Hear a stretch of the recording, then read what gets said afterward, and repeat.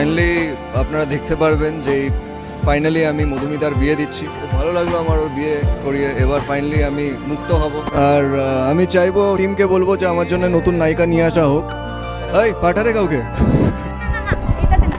এটাতে না। ধুমধাম করে বাগদান পর্ব সেরেছে দ্বিতীয়বার মধুমিতা সরকার। তবে সকলের প্রশ্ন, কেন এলেন না যশ দাশগুপ্ত? কেন তাকে তার প্রিয় মানুষের বিয়েতে দেখা গেল না? একটা সময় বোঝে না সে বোঝে নার মাধ্যমে জনপ্রিয়তা লাভ করেছিল যশ দাশগুপ্ত ও মধুমিতা সরকার।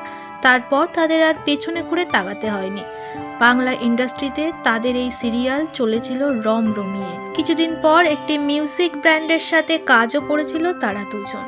কিন্তু তারপরই শোনা যায় তাদের মধ্যে নাকি ঘনিষ্ঠতা বেড়েছিল, জন্মেছিল প্রেমের সম্পর্ক।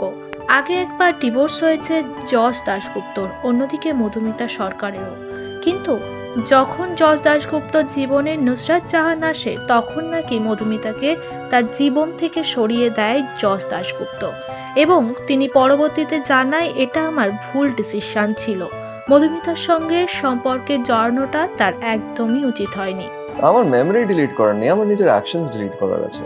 যে অনেকগুলো ভুল অ্যাকশনস নিয়েছি লাইফে, সেই অ্যাকশনস গুলো হয়তো আমি ডিলিট করতে চাই। সেটা তো তুমি বলতে পারবে না, আমি তো জানি অ্যাকশন গুলো। না সেটা একটা ডেট তো বলতে হবে। ও বলতে পারবে না, যেগুলো বলছে ও সত্যি সত্যি ওটাই মিন করছে, আর কি মিন করছে ওটা একমাত্র আমি জানি।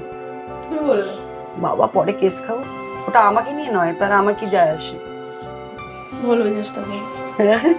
জানা যায় নুসরাতের সঙ্গে বিয়ের পর মধুমিতা সরকারের নামটাও উচ্চারণ করে না যশ দাশগুপ্ত, আর যে কারণে মধুমিতার দ্বিতীয় বিয়েতে দেখা যায়নি যশ দাশগুপ্তকে।